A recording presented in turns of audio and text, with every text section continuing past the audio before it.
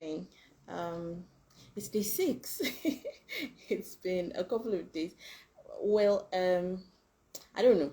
I didn't set out for it to be this long, but stuff keeps coming up, and let's keep it going, and let's see if we can do it for the whole month. I want to appreciate everyone who has taken the time to watch every one of these videos.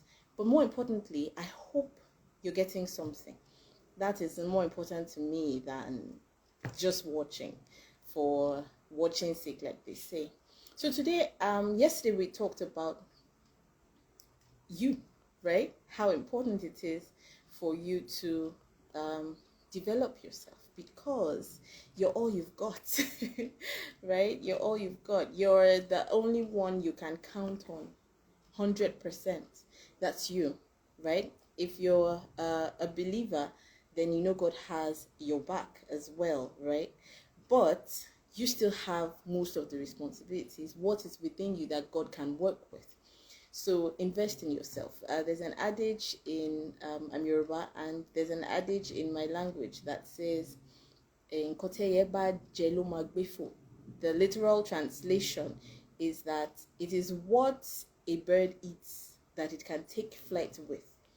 Now, that's food. But now we're talking about yourself, your core, your person, right? So work on yourself, develop yourself. And today I'm talking about being your authentic self.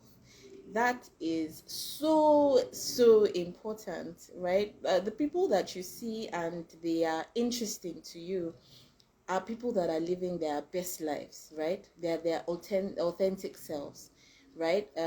Especially the ones that are true about it, okay? Because there's some people who are still struggling with cognitive dissonance, as I would talk about later on.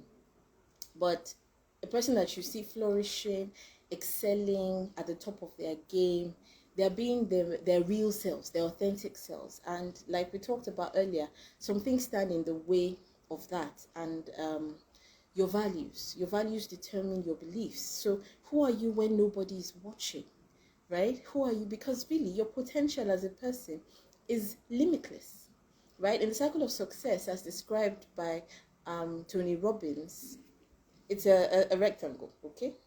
On the one side has potential, the other side, your actions. Down here is your results, and right here is your beliefs. Now, your beliefs, your potential fuels your actions, and your beliefs fuel your understanding of your potential. But there is a truth, a constant, and it is the fact that your potential as a human being is limitless. Okay, how do I know this? Look at anyone, mention anyone's name that is at the top 1%, manifesting at the top 1% of their field or of their lives and all of that, who are happy, excited, making loads and loads of money, wealthy, giving a good chunk of it away, you know, those people have the same potential as you do, right? So it's not like, if you believe in God, God is not partial. God gave everyone has the same amount of time in a day. We all have the same capacity to learn. We have the same ability to create things. That the creative part of God is in it, is in every human being. So you have the same potential as a Jeff Bezos, for instance. I like to call him my very good friend. Whether you accept that as truth or not, that's on you. But Jeff Bezos is a human being with the same potential as you do. Now, he's the wealthiest man in the world, right? And I like to say that some point at which we can all agree that someone is doing well is when they have a lot of money, okay? Legal money, right? So he's the wealthiest man in the world as of today by Forbes. The top three, right? Jeff Bezos, Elon Musk, and Bernard Arnault. Those three rotate the first position, right? So they are wealthy, they're doing well, their potential is the same as yours. So that's how I know that if they can achieve what they have been able to achieve, I'm challenging myself as well. That the potential that is available to them is available to you. So what is standing in the way of that? your values affect your beliefs, like I said, and your values are who you are when nobody's watching, right? Those values determine how you build and live your life, consciously or subconsciously or unconsciously, right? Whether you're thinking about it or you're not, who you are determines your actions. It determines what you do. It determines what you say. It determines your perspective to things. And when research has shown that when you believe one thing and you do something contrary to that, if you hold two opposing beliefs and your actions and your beliefs don't match, is known as cognitive dissonance. And this is hurting you, okay? This is hurting. This is a good reason for you to decide on who you are and channel your beliefs and your actions accordingly, right? So this it hurts you, right? This cognitive dissonance hurts you. Now, as Dr. Caroline Leaf has put it, she said it is damaging your brain, right? So we don't want to damage our brain. So it's important for you to manifest as your authentic self. Be your authentic self. Now, you can resolve this discomfort. Now, know that when you're existing as yourself, people may not be cool with it, but they'll be all right.